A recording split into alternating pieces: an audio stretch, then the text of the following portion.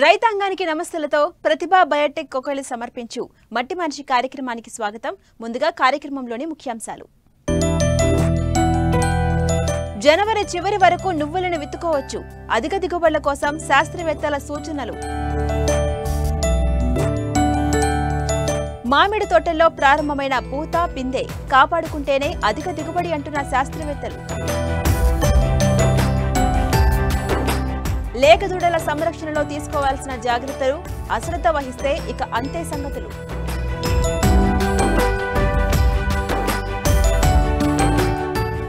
నీటి వసతి ఉన్న రైతాంగం రబీ పంటగా నువ్వు సాగు చేపట్టి మంచి ఫలితాలు సాధించొచ్చు. ఈ కాలంలో సమస్యలు తక్కువగా ఉండి దిగుబడులు ఆశాజనకంగా ఉంటాయి. అయితే రైతు సరైన సమయంలో విత్తడం, సమయానుకూలంగా చేపట్టే యాజమాన్యం, సస్యరక్షణ పద్ధతులపైనే నువ్వు దిగుబడి ఆధారపడి ఉంటుంది. వేసవి నువ్వు సాగులో రైతాంగం పాటించాల్సిన మెలకువల గురించి తెలియజేస్తున్నారు ప్రధాన శాస్త్రవేత్త డాక్టర్ రాజేశ్వర్ నాయక్.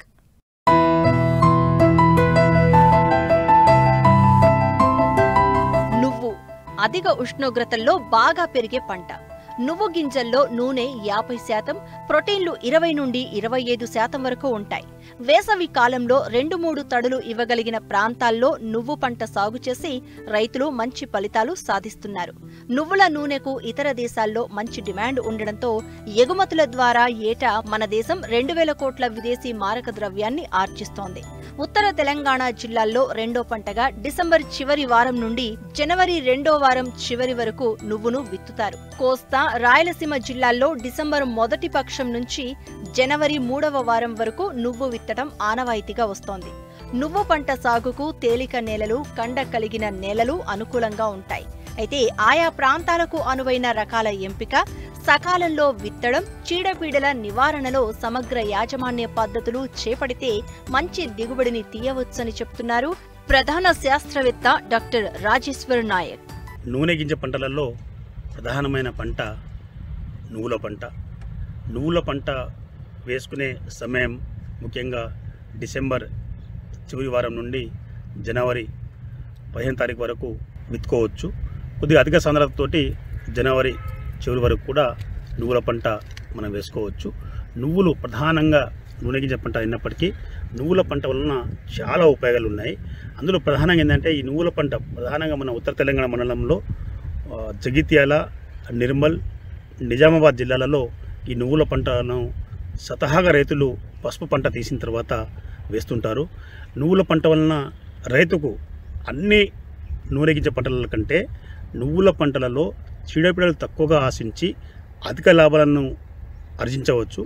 ఈ రకంగా చూసుకున్నప్పుడు ప్రధానంగా ఈరోజు మనకు మార్కెట్లో నువ్వుల నూనె యొక్క ధర లీటర్కు 1 కిలో అనుకోవచ్చు, లీటర్ అనుకోవచ్చు. లీటర్కు ఈరోజు 400 రూపాయల ధర ఉంది. ప్రధానంగా నువ్వులు తెల్లగింజ రకం నువ్వులు ఉంటాయి, గోధుమ కలర్లో గోధుమ రంగులో కూడా నువ్వులు ఉంటాయి. అందులో ప్రధానంగా చూసుకుంటే ఈ నువ్వుల గింజలకు ఒక రకమైన వగరు టేస్ట్ ఉంటుంది. ఈ నువ్వులలో ప్రధానంగా ఈ విటమిన్ ఎక్కువగా ఉంటుంది. తద్వారా ఏంటంటే చర్మ సంబంధ రోగాలు కూడా రాకుండా మనం కాపాడుకోవచ్చు. ఆరోగ్యరీత్యా కూడా చాలా మంచిది. ఈ నువ్వులలో ముఖ్యంగా ఒమేగా 3, ఒమేగా 6, ఒమేగా 9 అనే ఫ్యాటీ యాసిడ్స్ ఉంటాయి. ఇదే కాకుండా నువ్వులలో ప్రధానంగా మెగ్నీషియం అనే పోషకం, ఈ మెగ్నీషియం అనే పోషకం ఉండడం ద్వారా ఏంటంటే ముఖ్యంగా క్యాన్సర్ లాంటి రోగాలు రాకుండా కూడా మన నువ్వుల నూనె మనల్ని కాపాడుతుంది. నూనె గింజ పంటలతో పోల్చుకున్నప్పుడు నువ్వుల పంటలలో ప్రధానంగా చీడపీడలు చాలా తక్కువగా ఆశిస్తాయి. ఇంకో విషయం ఏంటంటే ఈ నువ్వుల పంట చాలా సులువుగా అంటే 80 నుంచి 90 రోజులను మనం ఈ నువ్వుల పంటను మనము సాగు చేసుకొని నువ్వుల పంట తీసుకోవచ్చు. దానికి అనుకూలమైన సమయం ఇదే కాబట్టి ముఖ్యంగా జనవరి మాసం దానికి చాలా అనుకూలమైన సమయం. నువ్వుల రకాలు చూసుకున్నప్పుడు ప్రధానంగా రాజేశ్వరి అనే నువ్వుల రకం మన ఉత్తర తెలంగాణ మండలానికి చాలా అనుకూలం. కానీ దిగుబడి 3 క్వింటలు వస్తుంది. ఇది వేసవిలో 80 నుంచి 85 రోజుల వరకు వచ్చేస్తుంది. అదేవిధంగా దీనికి పెద్దగా తెగుళ్ళు పెద్దగా సోకవు. ఇది కాకుండా ఇంకోటి చందన అనే రకం ఏంటంటే ప్రధానంగా ఇది గోధుమ రంగులో ఉంటుంది. ఇది కూడా వెర్రి తెగులను తట్టుకుంటుంది. దీని దిగుబడి సుమారు 4 క్వింటల వరకు దిగుబడి వచ్చే అవకాశం ఉంది. పంట కాలం చూసుకుంటే మనకు 80 నుంచి 90 రోజుల్లో చేతికి వస్తుంది. ఇది కాకుండా ముఖ్యంగా శ్వేత, అది కూడా మన మంచి నువ్వుల రకం. ఆ నువ్వులు కూడా మన రైతులు సాగు చేసుకోవచ్చు.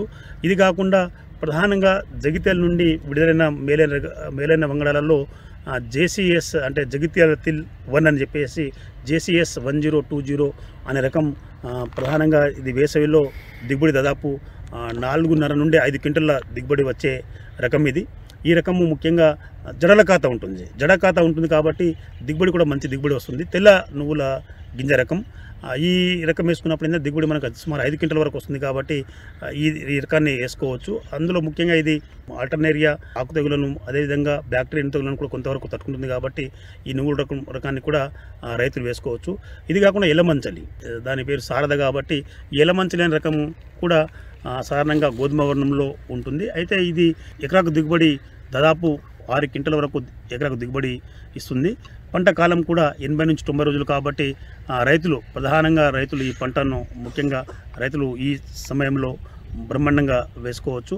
ఇవి ప్రధానమైన రకాలు. అందులో ముఖ్యంగా మన ఉత్తర తెలంగాణ మండలానికి పనికొచ్చే ముఖ్యంగా పంట ఏదంటే జేసీఎస్ 1020. ఇప్పుడు ఇది ప్రస్తుతం మన జగిత్యాల ప్రాంతీయ వ్యవసాయ పరిశోధన స్థానంలో అందుబాటులో ఉంది కాబట్టి కావలసిన రైతులు అక్కడ మీరు సంప్రదించి ఈ పంటను మీరు వేసుకోండి. తద్వారా ఏంటంటే రైతులకు మంచి లాభాలు వచ్చే అవకాశం ఉంది. ముఖ్యంగా నేలల విషయానికి అంటే ఎలాంటి నేలలు ఈ రకానికి చాలా అనుకూలం అంటే ప్రధానంగా తేలికపాటి నేలలు కూడా నువ్వుల పంట బ్రహ్మాండంగా వస్తుంది. అదేవిధంగా కొంతవరకు చారా స్థాయి ఎక్కువ ఉన్న భూములలో కూడా ఈ నువ్వుల పంట చాలా అనుకూలము. అతి తక్కువ ఖర్చుతోటి ఎక్కువగా లాభాన్ని ఆర్జించే పంటలలో ప్రధానమైన పంట నువ్వుల పంట కాబట్టి ఈ తేలికపాటి నేలలు, నీటి సౌకర్యం గల నేలలు, అందులో ప్రధానంగా కొంతవరకు చాలా లవణాలు ఉన్న నేలలు కూడా ఈ పంట సాగుకు అనుకూలంగా ఉంటుంది. రబీలో వేసవిలో పండిన నువ్వులో విత్తన నాణ్యత అధికంగా ఉంటుంది. ప్రస్తుతం మార్కెట్లో తెల్ల నువ్వు రకాలు క్వింటా 12,000 నుంచి 14,000 ధర పలుకుతున్నాయి. ఎకరాకు 3 నుంచి 5 క్వింటాళ్ల దిగుబడి సాధించే అవకాశం ఉండడంతో రబీకి అనుగుణంగా నువ్వు సాగు రైతులకు అత్యంత లాభదాయకం. అయితే సమగ్ర ఎరువులు, నీటి యాజమాన్యం కీలకం అంటున్నారు శాస్త్రవేత్తలు. అందులో ముఖ్యంగా ఈ పంటకు ప్రధానంగా ఎరువులు కూడా మనకు మంచిగా భూమి చదును చేసిన తర్వాత ముఖ్యంగా సుమారు 4 టన్నుల మాగిన పశువుల పేడ వేసుకుంటే బాగుంటుంది. తద్వారా ఏంటంటే దిగుబడి మనం ఇంకా ఎక్కువగా సాధించవచ్చు. సమగ్ర ఎరువుల యాజమాన్యంలో భాగంగా సేంద్రియ ఎరువులు, తద్వారా అంతేకాకుండా రసాయనిక ఎరువులు కూడా వాడుకోవాలి. తద్వారా దిగుబడి మనకు సమతుల్యంగా వచ్చే అవకాశం ఉంది కాబట్టి అందులో నత్రజని ఎకరానికి 33 కిలోలు సరిపోతుంది. అదేవిధంగా భాస్వరం 18 కిలోలు సరిపోతుంది. అదేవిధంగా పొటాష్ 15 కిలోలు సరిపోతుంది. అంటే వీటిని మనం ఎరువుల రూపంలో వేసుకున్నప్పుడు 55 నుంచి 60 కిలోల యూరియా సరిపోతుంది పంట కాలం మొత్తానికి. యూరియాని 3 దఫాలుగా వేసుకోవాలి. విత్తేటప్పుడు 1/3 వంతు, అదేవిధంగా విత్తిన 30 రోజులకు 1/3 వంతు, అదేవిధంగా విత్తిన 40 నుంచి 45 రోజులకు 1/3 వంతు యూరియాని వేసుకోవాలి. తద్వారా పంట ఏపో పెరగడమే కాకుండా పూత, పిందె, కాత చాలా బాగా రావడానికి దోహదం చేస్తుంది. ఇంకోటి భాస్వరంలో ముఖ్యంగా భాస్వరం ఎరువులను మనం డిఏపి రూపంలో వేసుకోవచ్చు లేదా సింగిల్ సూపర్ ఫాస్ఫేట్ రూపంలో వేసుకోవచ్చు. డిఏపి రూపంలో అయితే మనకు 40 కిలోల డిఏపి ఎకరానికి సరిపోతుంది. 18 కిలోల భాస్వరం కాబట్టి సుమారు 40 కిలోల డిఏపి మన ఎకరానికి సరిపోతుంది. ఒకవేళ సింగిల్ సూపర్ ఫాస్ఫేట్ వాడితే రైతు సింగిల్ సూపర్ ఫాస్ఫేట్ వాడితే ముఖ్యంగా 100 కిలోల సింగిల్ సూపర్ ఫాస్ఫేట్ ఎరువులు ఎకరానికి వేసుకుంటే లాభదాయకంగా ఉంటుంది. ఎందుకంటే సింగిల్ సూపర్ ఫాస్ఫేట్లో భాస్వరం పోషకంతో పాటు కాల్షియం పోషకం ఉంటుంది, గంధకం పోషకం కూడా ఉంటుంది కాబట్టి లేదంటే 20-20-0-13 కూడా వేసుకోవచ్చు. 20-20-0-13లో కూడా 13 అనేది గంధకం కలిగి ఉంటుంది కాబట్టి నూనె గింజ పంటలకు ప్రధానంగా మంచి నూనె శాతం పెరగడానికి అవకాశం ఉంటుంది కాబట్టి ఇది భాస్వరం రూపంలో మనం వేసుకోవచ్చు. ఇంకోటి 15 కిలోల పొటాష్ అంటే సుమారు మిరటా పొటాష్ రూపంలో 30 కిలోలు ఎకరానికి సరిపోతుంది కాబట్టి ఈ భాస్వరం ఎరువులను అదేవిధంగా ఈ పొటాష్ ఎరువులను ఆఖరి దుక్కులో విత్తేటప్పుడు ఆఖరి దుక్కులో చల్లుకోవాలి. ఇది మన ఎరువుల విషయానికి వస్తే అయితే ఈ పంటలకు ప్రధానంగా తెగులు పెద్దగా రాదు. నువ్వుల పంటలకు తెగులు ప్రధానంగా చెప్పుకోదగా తెగులు రావు. కానీ అప్పుడప్పుడు కొద్దిగా అక్కడక్కడ పేనుబంక, తామర పురుగు, కొద్దిగా గడ్డి చిలుక ఆశించే అవకాశం ఉంది. ఈ తెగులు రాకుండా చూసుకుంటే సరిపోతుంది.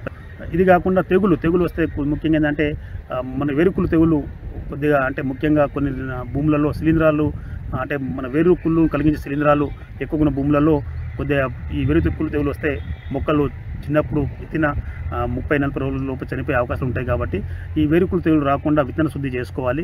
కార్బెండిజం 1 గ్రాము 1 కిలో విత్తనాన్ని పట్టించేసి విత్తన శుద్ధి చేసుకుంటే బాగుంటుంది. అందులో 1 ఎకరానికి 2 కిలోల విత్తనం మాత్రమే సరిపోతుంది. కాబట్టి రైతులు పెద్ద చింతించవలసిన అవసరం లేదు. దీనికి పెద్ద కలుపు కూడా పెద్దగా ఉండదు. దగ్గర మొక్కల మధ్య దూరం 15 సెంటీమీటర్లు, వరుస మధ్య దూరం 45 సెంటీమీటర్లు ఉంటుంది. కాబట్టి పెద్ద కలుపు కూడా ఈ మొక్కలలో అంత పెద్దగా రాదు. ఒకసారి మనం 30-35 రోజుల తర్వాత ఒకవేళ కలుపు వస్తే అంతర్కృషి చేసి కలుపు తీసేసుకుంటే చాలా బాగుంటుంది. నువ్వుల పంట కోత కోసేటప్పుడు ప్రధానంగా ఏంటంటే ముఖ్యంగా మనకు పసుపు రంగులో మారిన వెంటనే కోత కోసి ముఖ్యంగా చిన్న మూట కట్టేసేసి వాటిని నిలబెడితే అంటే లిటర్కు నిలబెడితే ఒక 10-15 రోజులలో అవి కాయ పగులు వచ్చిన తర్వాత చాలా ఈజీగా వీటిని కూడా మనం ఎలాంటి అంటే వీటిలో ఇసుక లేదా మట్టి కలవకుండా కూడా ఈ పంటను మనం చాలా ఈజీగా తీసుకోవచ్చు.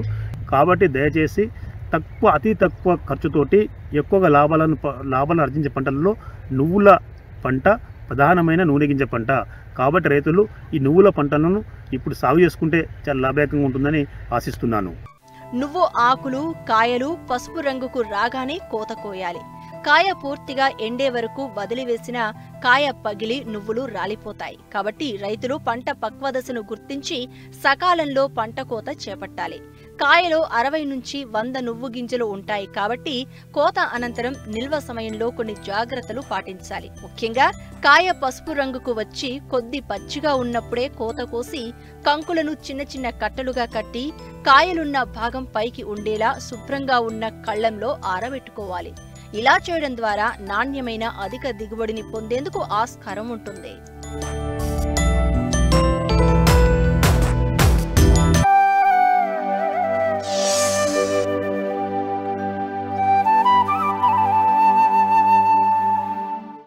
వేసవికాలం వస్తుందంటే చాలు అందరికీ మామిడి పళ్ళు గుర్తొస్తాయి. అయితే మామిడి తోటల నుండి అధిక దిగుబడులు పొందాలంటే పూత కాత దశలో తీసుకునే యాజమాన్యంపైనే ఆధారపడి ఉంటుంది.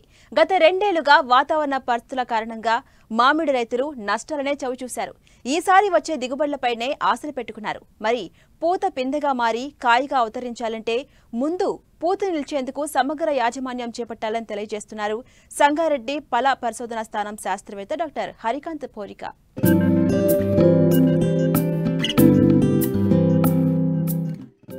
మామిడి పూత సాధారణంగా డిసెంబర్, జనవరి నెలల్లో మొదలై ఫిబ్రవరి వరకు పూస్తుంది.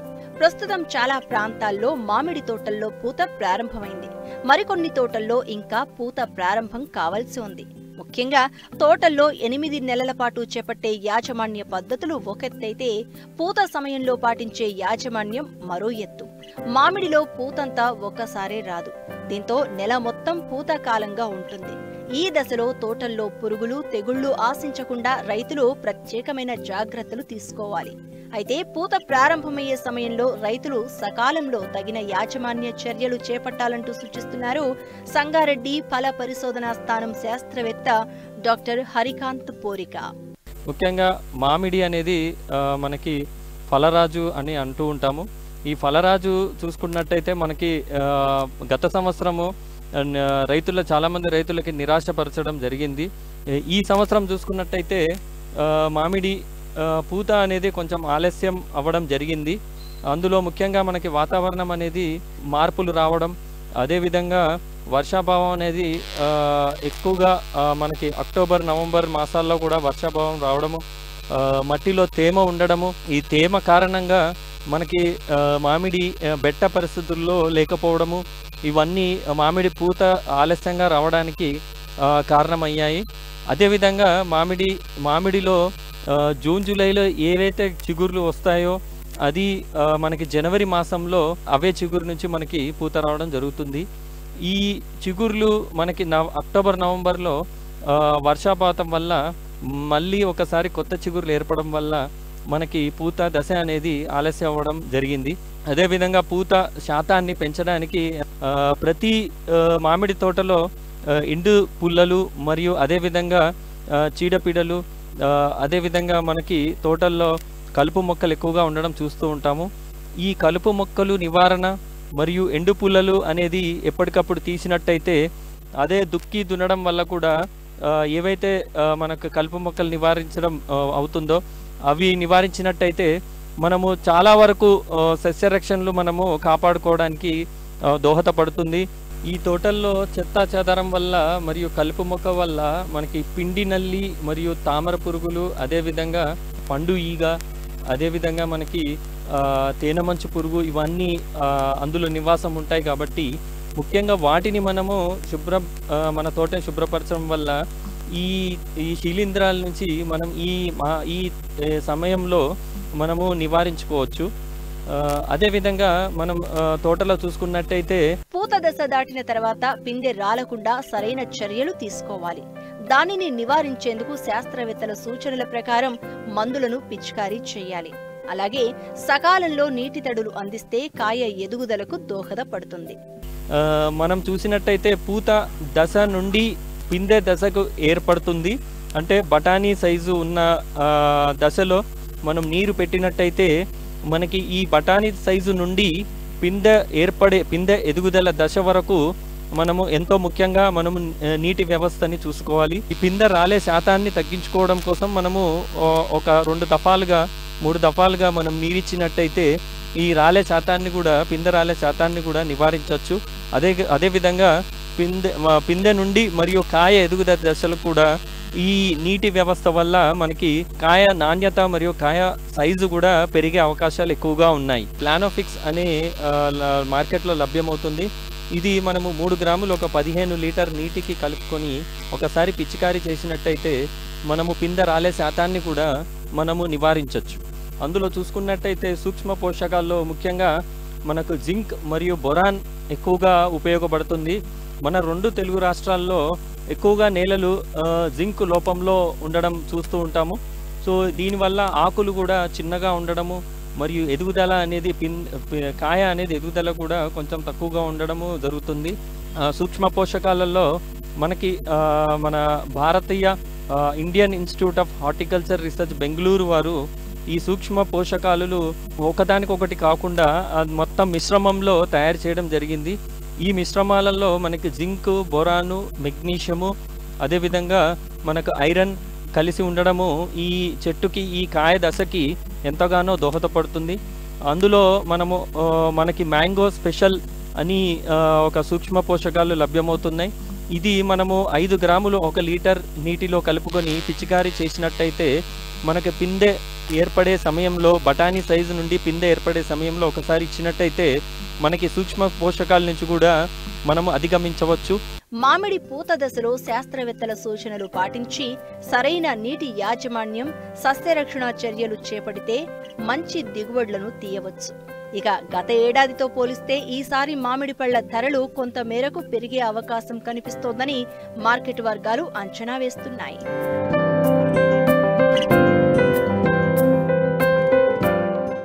నేటి లేగదూడలే రేపటి పాడి పశువులు అన్న సూత్రాన్ని రైతులు గుర్తుంచుకోవాలి. పాడి పరిశ్రమ దినదినాభివృద్ధి చెందాలంటే లేగదూడల సంరక్షణలో అశ్రద్ధ కనపరచకూడదు. ముఖ్యంగా లేగదూడల్లో మరణాల శాతం అధికంగా ఉంటుంది. కాబట్టి దూడ పుట్టిన 3 నెలలు చేపట్టే యాజమాన్యంపైనే పాడి పరిశ్రమ అభివృద్ధి ఆధారపడి ఉంటుంది. పాల ద్వారా వచ్చే ఆదాయంతో పోలిస్తే మన దొడ్లో పుట్టిన దూడ పాడి పశువుగా ఎదిగితే వచ్చే ఆదాయమే అధికం. మరి శీతాకాలంలో లేగదూడల సంరక్షణ ఏ విధంగా చేపట్టాలో ఇప్పుడు తెలుసుకుందాం.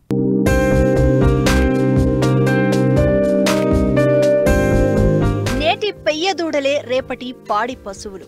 అవి రాబోయే రోజులలో పాల ఉత్పత్తికి పునాదులు.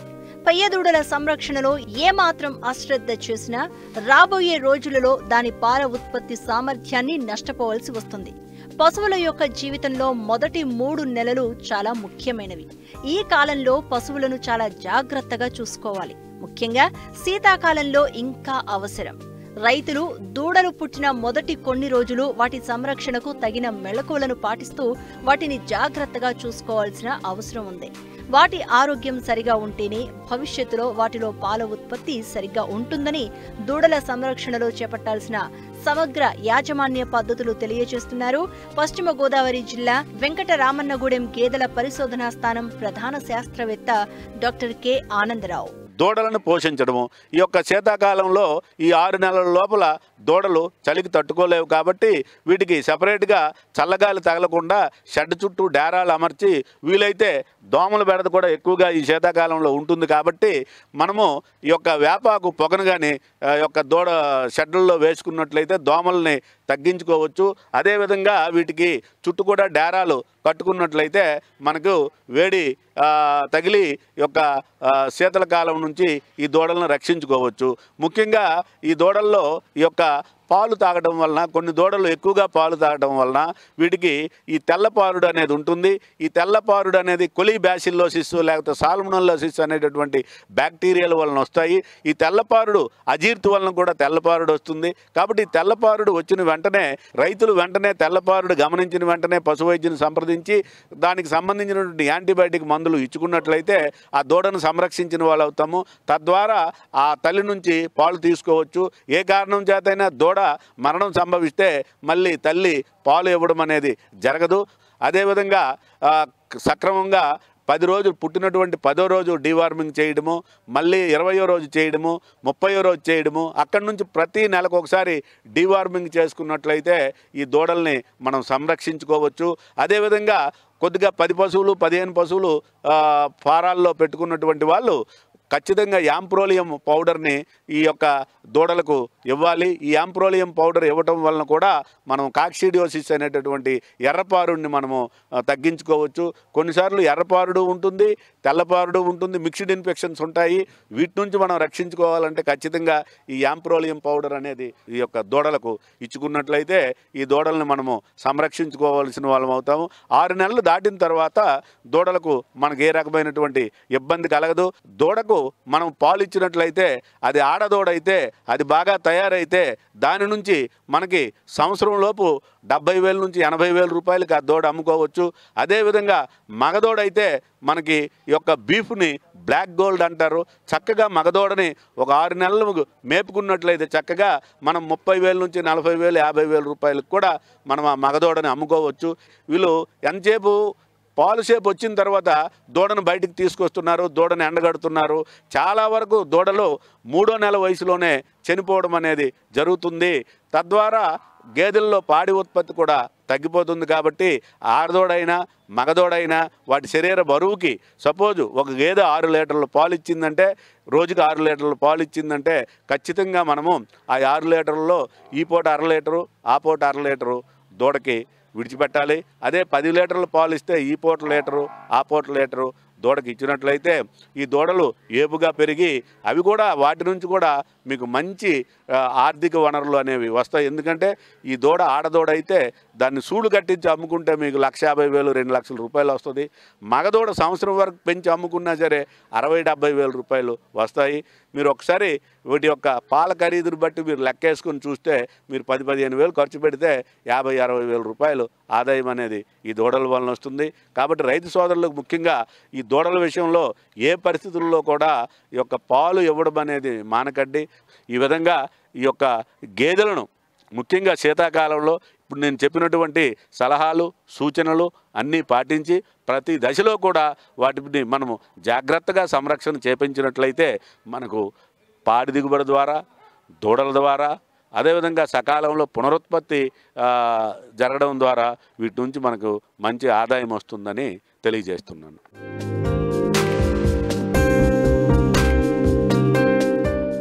మరిన్ని ఆసక్తికరమైన విశేషాలతో ప్రతిభా బయోటెక్ ఒకవేళ సమర్పించు మట్టి మనిషి కార్యక్రమంలో మళ్ళీ కలుసుకుందాం. అంతవరకు సెలవు. నమస్కారం.